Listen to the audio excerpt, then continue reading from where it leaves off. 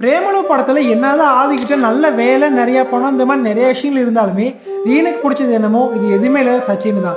ரிலேஷன்ஷிப்போட ஃபவுண்டேஷனே வந்து பார்த்தீங்கன்னா materialistic needs இது எல்லாத்தையும் தாண்டி எமோஷனல் கனெக்ஷனை பேஸ் பண்ணி தான் இருக்கு. அந்த படம் ஃபுல்லாகவுமே ரீனும் சச்சின்ட்டு தான் அந்த எமோஷனல் கனெக்ஷனை ஃபீல் பண்ண மாதிரி காமிச்சிருப்பாங்க.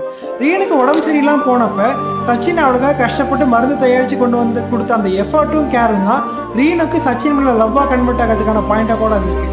இது எல்லாத்தையுமே தாண்டி அந்த படத்தோட ஹைலைட்டே என்னன்னா ரீனுக்கு ஏன் சச்சினை பிடிச்சிருக்கு அப்படிங்கிற காரணம் அவளுக்கும் தெரியாது, சச்சினுக்கே ரீனு பிடிச்சிருக்க காரணம் அப்படிங்கிறது அவனுக்கும் தெரியாது. ஸோ ரெண்டு பேருமே எந்த ஒரு எதிர்பார்ப்புமே இல்லாமல் லவ் பண்ணுற மாதிரி படத்தோட கிளைமேக்ஸில் அழகாக முடிச்சிருப்பாங்க. அந்த பிரேமலு படத்துலேருந்து நான் எடுத்துக்கிற விஷயம் என்னன்னா ஒரு பர்சனை அன்கண்டிஷனலாக லவ் பண்ணுறதுக்கு காரணமே தேவையில்லை. அப்படி காரணம் இருந்துச்சு அப்படின்னா அது லவ்வே இல்லை. அண்ட் இங்கே மோஸ்ட் ஆஃப் தி பசங்க லைஃப் பார்த்தீங்கன்னா சச்சினோட லைஃப் மாதிரி தான் இருக்கும்.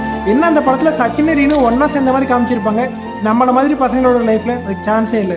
ஸோ உங்கள் ஃப்ரெண்டு நம்மள மாதிரி தான் அப்படின்னா அவனுக்கு